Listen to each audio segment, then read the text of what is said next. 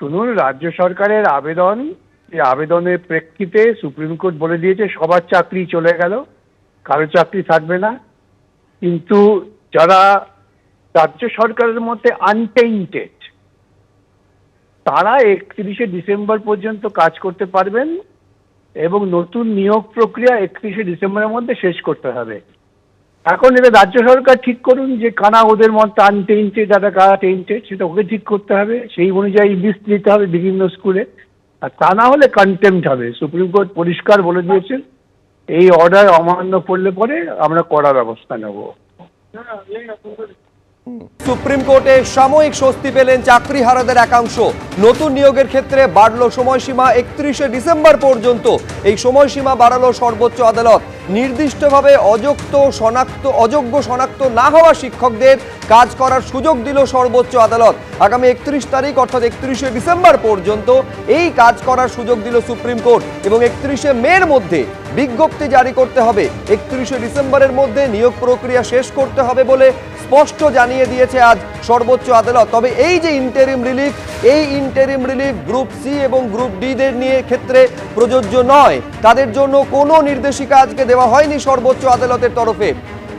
প্রধান বিচারপতি এই কথা বলছেন যে আমরা পড়ুয়াদের শিক্ষা নিয়ে চিন্তিত, অর্থাৎ পড়ুয়াদের স্বার্থে এই ইন্টারিম রিলিফ দেওয়া হলো। অর্থাৎ যারা পাঠদানের সঙ্গে সরাসরি যুক্ত, 9, 10 এবং 11, 12-এর যারা শিক্ষকেরা রয়েছেন, সেই চাকরিহারা, অযোগ্য শনাক্ত না হওয়া চাকরিহারাদের এই বাড়তি সুবিধে বা সুযোগটা দিল সর্বোচ্চ আদালত। আমাদের প্রতিনিধিরা রয়েছেন, ঠিক কি বললো আজকে কোর্ট, বিজেন্দ্র সিংহ আমাদের প্রতিনিধি বলবেন, এবং যারা চাকরিহারারা কতটা স্বস্তি পেলেন তারা কি বলছেন, অরিত্রিক ভট্টাচার্য সেই ছবিটা তুলে ধরবেন। কিন্তু শুরুতে বিজেন্দ্র।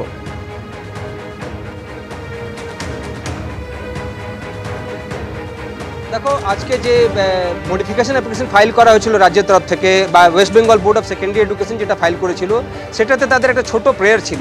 তারা যখন আজকে হিয়ারিং স্টার্ট হয়, সেটাতে আমরা দেখলাম রাজ্য সরকার হোক, West Bengal board of secondary education হোক বা এসএসসি হোক, তারা এই সুপ্রিম কোর্টের কাছে বলেন কি তারা যে 3 তারিখে রায় দিয়েছেন সেটাকে তারা মানছেন পুরোপুরি। শুধুমাত্র এটাকে ইমপ্লিমেন্ট করতে গেলে কিছু অসুবিধা তাদের রয়েছে, কিছু অ্যাডমিনিস্ট্রেটিভ ডিফিকাল্টিসগুলো রয়েছে। কি সেটা রয়েছে, তারা বলেন কি এই 26,000 টিচার এবং গ্রুপ ডি গ্রুপ সি স্টাফকে যদি সিস্টেম থেকে বের করে নেওয়া হয়, 3 মাসের মধ্যে এত বড় সংখ্যক টিচার এবং গ্রুপ সি এবং গ্রুপ ডিকে রিক্রুট করা মুশকিল রয়েছে। তারা কিছু সময়কে এক্সটেনশনের জন্য বলেন। তারা বলেন কি এটাতে 3-4 মাস হয়তো লাগবে আরও এক্সট্রা। কেন কি চিফ জাস্টিস জিজ্ঞেস করেন কি আপনারা কি সেই প্রসেসটা স্টার্ট করেছেন, যেটা 3 তারিখের অর্ডারে বলা হয়েছিল যে ফ্রেশ রিক্রুটমেন্টের প্রসেস স্টার্ট করতে হবে। বলা হয় এসএসসির তরফ থেকে কি অলরেডি প্রসেস স্টার্ট হয়ে গেছে এবং বাকি স্টেপসগুলো তারা নিচ্ছেন, তবে এটাকে ইমপ্লিমেন্ট করতে হলে আরও কিছু সময় লাগবে।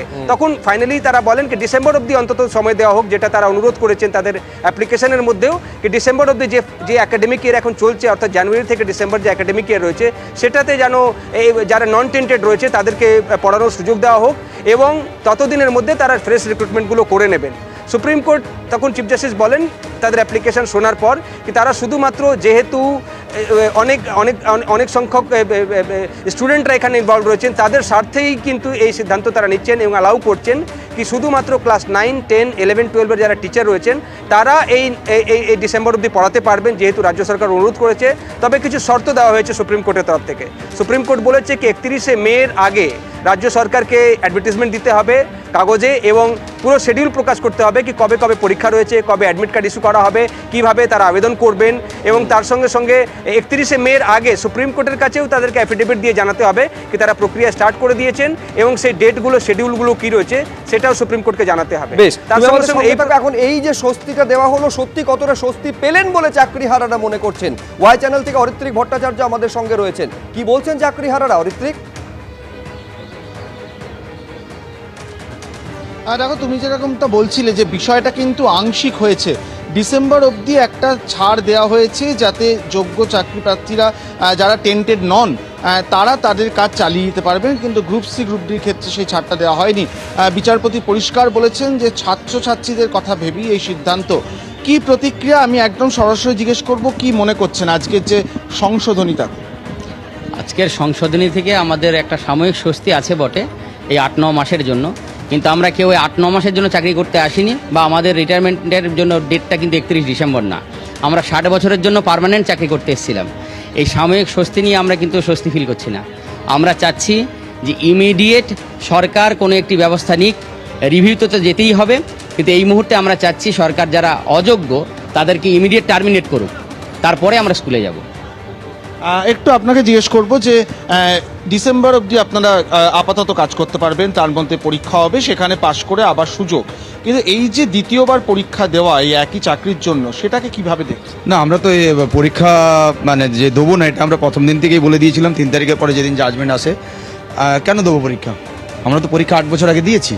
তো যারা পরীক্ষা না দিয়ে চাকরি পেয়েছিল তাদেরকে তো আপনি সরিয়ে দিচ্ছেন। যারা প্র্যাঙ্ক জাম করে চাকরি পেয়েছে, যারা প্যানেলে ছিল না, তাদেরকে তো আইডেন্টিফাই করেছেন। কাদের ওএমআরের নাম্বার বেড়ে গিয়ে 5 থেকে 50 হচ্ছে, সে তথ্য তো সিবিআই দিয়েছে। আমাদের তো যেটা ওএমআরের নাম্বার আছে সে নম্বর তো আপনি স্বীকার করেছেন যে ওএমআর জেনুইন। তাহলে কেন আমরা পরীক্ষা দেবো? আমরা পরীক্ষা দেবো না, আমাদেরকে রিভিউ পিটিশনে আমরা যাব। আমাদেরকে রাজ্য সরকারকে ব্যবস্থা করতে হবে 2024 সালের 22 এপ্রিলের আগে যেভাবে আমরা স্কুলে যেতাম সেইভাবে।